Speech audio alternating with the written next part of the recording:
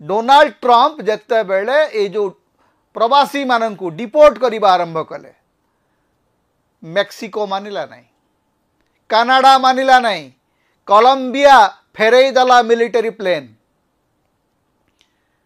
विश्वगुरु नरेंद्र मोदी नेतृत्व में भारत सरकार साहस नथिला कहिबा जे अमेरिकार मिलिटरी प्लेन भारत माटी रे ओल्लई पारिबो नाही।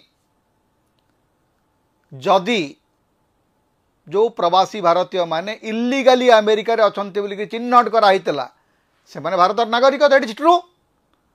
भारत नागरिक मानकु भारत को फेरे आनिबा पई भारत सरकार को पाखरे पैसा नथिला ना इच्छा नथिला ना भारत सरकार को साहस नथिला। कोउटा ठीक?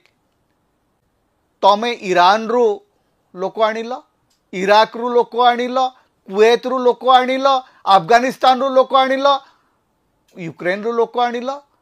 अमेरिका रे जदि प्रवासी भारतीय भारतीय कारण से जिते बेले अमेरिका प्रशासन कहूँ दे आर इंडियन, जिते बेले जड़े प्रवासी हो जाए जड़े भारतीय नागरिक से जोटिकी भी जाऊ तार कस्टोडियन होती भारत सरकार।